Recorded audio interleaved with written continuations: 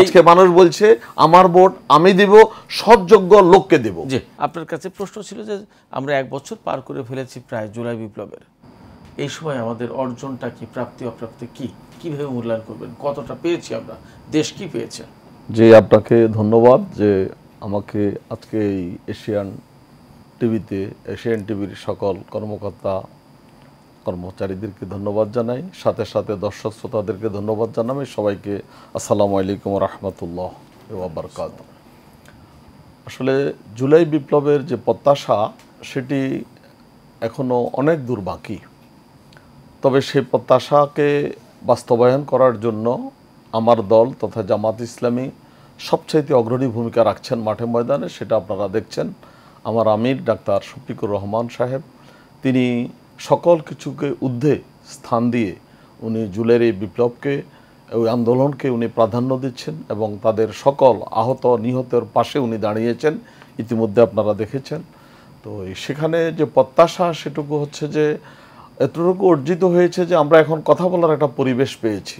পূর্বে কিন্তু এই পরিবেশটুকু এই দেশে ছিল না। রাজনৈতিক দলগুলো কমপক্ষে আজকে কর্মসূচি ঘোষণা করতে পারছে এবং সে কর্মসূচি অবাধভাবে বাস্তবায়ন করছে।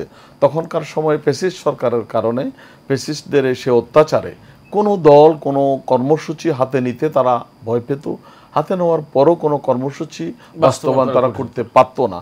আপনারা দেখেছেন যে কোনো কর্মসূচি বাস্তবায়ন করার ক্ষেত্রে বলেছে যে গোপন বৈঠক, এই কথা বলে সেখান থেকে লোকজনকে ধরে নিয়ে গেছে 5-7 জনের বৈঠক থেকেও। এতটুকু আজকে তাদের সেই রক্তের বিনিময়, শহীদদের রক্তের বিনিময় এবং আহত নিহতদের যে ত্যাগ, সে ত্যাগের বিনিময় আজকে এতটুকু হয়েছে যে আমরা আজকে এই সমসাময়িক এই আয়োজনে আমরা কথা বলার সুযোগ পাচ্ছি। একসময় টকশোতে আসলে কিন্তু নিচে নামার আগে তাদেরকে ধরে নিয়ে যেত এবং আসার আগে তাদেরকে প্রতিবন্ধকতা সৃষ্টি করত। তবে যে প্রত্যাশা সেটি হচ্ছে যে কমপক্ষে ফ্যাসিস্ট এই দেশ থেকে পালিয়ে যেতে বাধ্য হয়েছে, এটুকু কিন্তু অ্যাচিভমেন্ট। এটা নিঃসন্দেহে এই ছাত্ররা তাদের যে আন্দোলন এবং পরবর্তীতে যে আমাদের তখনকার স্বৈরাচারী সরকারের প্রধানমন্ত্রী যিনি ছিলেন শেখ হাসিনা, তার কিছু উক্তির কারণে, তার কিছু উষ্ণতার কারণে, উগ্রতার কারণে সকল জনতা, ছাত্র শ্রমিক জনতার সে আন্দোলনের মুখে তিনি রান্না করা ভাত খেয়ে যেতে পারেননি, পালিয়ে গিয়েছেন। তো এটুকু প্রমাণিত হয়েছে আজকে, এটুকু স্বীকৃতি দেশে আসছে যে যে যত অত্যাচার করুক না কেন আল্লাহ রাব্বুল আলামিন একজন আছেন, অবশ্যই একদিন তাকে তার মাসুল দিতে হবে। আজকে শেখ হাসিনা সেটি বুঝতে পেরেছেন কিনা জানি না, তবে এটুকু জাতি বুঝতে পেরেছে যে যতই বাড়াক না কেন আল্লাহ যদি টান দেন তাকে অবশ্যই সেখান থেকে ফিরে আসতে হবে। তো যে আমাদের যে জুলাই বিপ্লবের যে প্রত্যাশা সেটি হচ্ছে যে এখানে একটি অবাধ নিরপেক্ষ সুষ্ঠু নির্বাচন, অবাধ নিরপেক্ষ সুষ্ঠু নির্বাচনের জন্য নির্বাচন কমিশন কাজ করছেন, সাথে সাথে সংস্কার কমিশনও কাজ করছেন। সে সংস্কার কমিশনকে বিভিন্ন রাজনৈতিক দল, আমার দল বাংলাদেশ জামাত ইসলামীও সেখানে যথেষ্ট ভূমিকা রাখছেন, আপনারা দেখেছেন।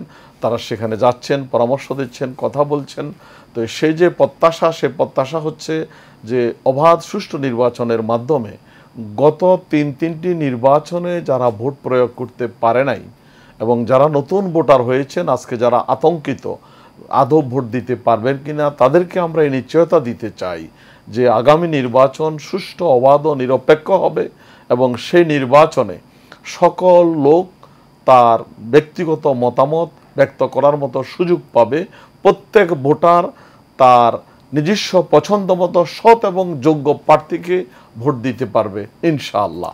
সেই পরিবেশ সৃষ্টির জন্য আমার দল বাংলাদেশ জামাত ইসলামী কাজ করছে, তথা বাংলাদেশের সকল রাজনৈতিক দল কাজ করছে এবং আমাদের বিশ্বাস যে এটি ইনশাআল্লাহ বাস্তবায়িত হবে। তাহলে পরে সেখানে সে নির্বাচনে এমন লোকদেরকে এ দেশের জনগণ বাছাই করবে যারা বাংলাদেশের টাকা বিদেশে পাচার করবে না, যারা বাংলাদেশের অর্জিত সম্পদ বিদেশে পাচার করে এমন পর্যায়ে নিয়ে যাবে না যে বাংলাদেশের ভোল্টেজ, বাংলাদেশ ব্যাংকের সকল ভোল্টেজগুলো খালি করে তারা সকল টাকা বিদেশে পাচার করে দিবে এবং তাদের যে পরিণতি সেটা দেখতে পেরেছে এই দেশ এবং জাতি।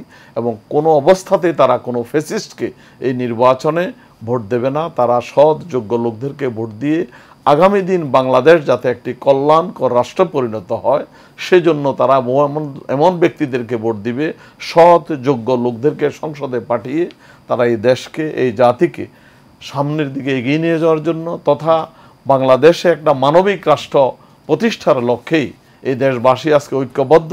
আজকে তারা পরিবর্তনের স্লোগানে তারা বিশ্বাসী। তারা বারবার বলছে দেশে, গ্রামে, গঞ্জে, শহরে, বন্দরে, বাসে, ট্রেনে, লঞ্চে একটাই রব উঠেছে যে আমরা পরিবর্তন চাই, পরিবর্তন চাই। সেই পরিবর্তনটা কি? সেই পরিবর্তন হচ্ছে যাদের কাছে জনগণ আশা করে যে দেশের স্বার্থে, জাতির স্বার্থে তারা কাজ করবে, সেই সমস্ত ব্যক্তিদেরকেই আগামী দিনের ভোটারেরা নির্বাচিত করতে চায়, তাদেরকে দেশ পরিচালনা করতে চায়। অনেক ধন্যবাদ আপনাকে, অনেক ধন্যবাদ। চমৎকার বলেছেন। আপনার ব্যক্তিগত মতামত, আশা প্রত্যাশা এবং প্রাপ্তির কথা সবই বলেছেন। আমাদের দেশে একটা প্রচলিত পদ্ধতি ছিল যে আমার ভোট আমি দেব, যাকে খুশি তাকে দেব। আজকে সে পদ্ধতি নেই। আজকে মানুষ বলছে আমার ভোট আমি দেব, সৎযোগ্য লোককে দেব।